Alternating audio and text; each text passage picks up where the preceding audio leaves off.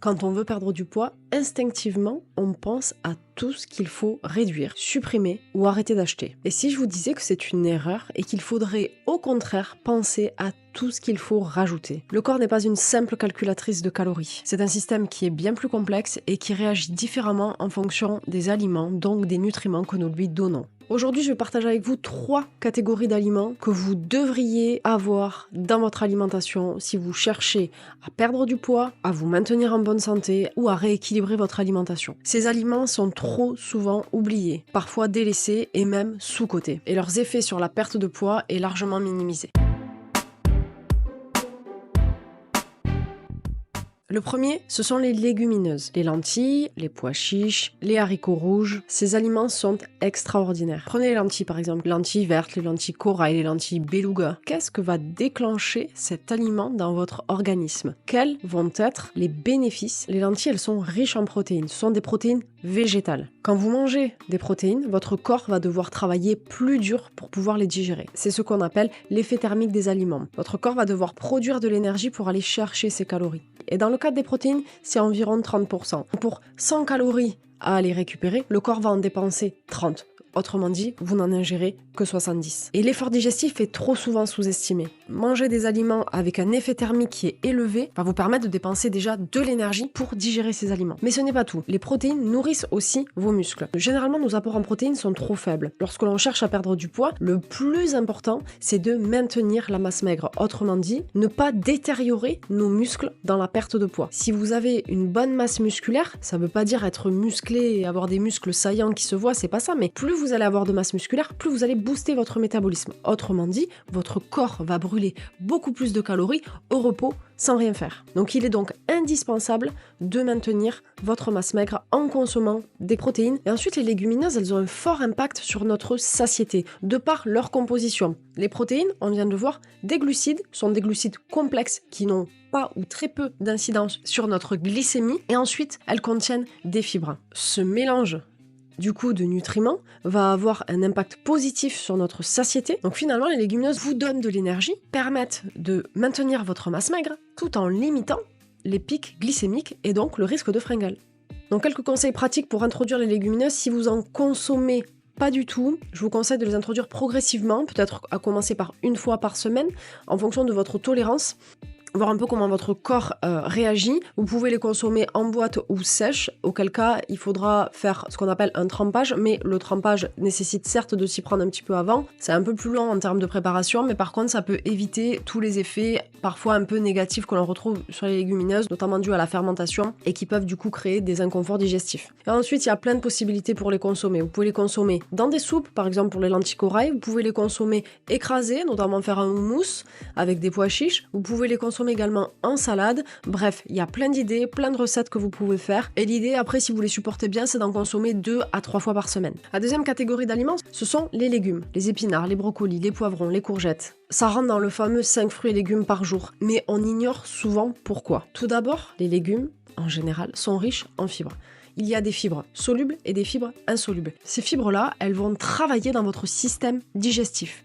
Elles vont créer une forme de gel qui va entourer les autres nutriments et qui va de ce fait diminuer la quantité de sucre qui est absorbée et également la vitesse à laquelle ces sucres sont absorbés. Donc il y a un impact énorme sur la quantité de sucre que l'on a dans le sang, donc sur notre glycémie. In fine, ça va prévenir les baisses d'énergie, donc les fringales et les envies de produits sucrés. Donc, ce mécanisme-là, il est crucial. C'est comme si on appliquait un filtre au niveau intestinal qui fait que les sucres vont avoir du mal à pénétrer dans la circulation sanguine. Et ça, c'est tout bénef. Il y a aussi un effet sur votre microbiote intestinal. Vous savez, ces fameuses bactéries que l'on a dans les intestins et qui sont là pour nous protéger, qui créent une forme de maillage qui va protéger notre organisme contre des substances toxiques qui pourraient éventuellement pénétrer dans notre organisme et avoir des conséquences délétères. Ces fibres-là, elles vont permettre de nourrir correctement notre microbiote intestinal. Et lorsqu'il est nourri correctement, elles vont produire tout un tas de substances qui vont influencer largement le bon fonctionnement de notre organisme. Les légumes vont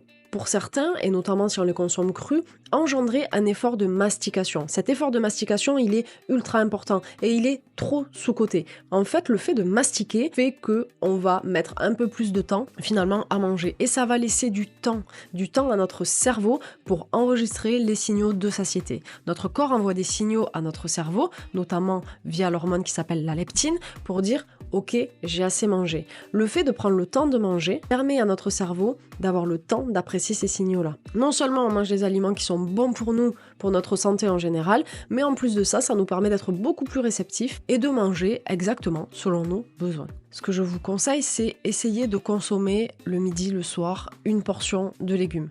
Pour commencer, vous pouvez les consommer crus, vous pouvez les consommer cuits, vous pouvez les acheter frais, les acheter apertisés, c'est-à-dire en boîte, vous pouvez également les acheter surgelés. Bref, faites ce qui est le plus facile pour vous. Et enfin, dernière catégorie d'aliments, les aliments riches en graisse. Ça peut sembler contre-intuitif. On a souvent dit le gras c'est pas bon, le gras ça fait grossir, mais maintenant on sait que les graisses sont essentielles. Et notamment quand on veut perdre du poids. Mais attention, on ne parle pas de n'importe quelle graisse, on parle des bonnes graisses. Donc on retrouve deux types de graisses, les graisses saturées et les graisses insaturées, mono ou polyinsaturées. Si tu veux plus de détails sur tous ces aliments-là, tu peux télécharger gratuitement un guide que j'ai réalisé, que tu vas trouver en description et tu auras le détail sur tous les acides gras. Les graisses monoinsaturées, on va par exemple les retrouver dans de l'huile d'olive, dans de l'avocat. Et ensuite les graisses polyinsaturées, on va les retrouver notamment dans l'huile de lin, l'huile de colza, l'huile de noix, dans des poissons gras notamment comme le saumon. Elles sont hyper bonnes, elles ont des vertus anti-inflammatoires. Et parfois, on peut avoir ce qu'on appelle une inflammation de bas grade, c'est-à-dire qu'il y a une légère inflammation dans le corps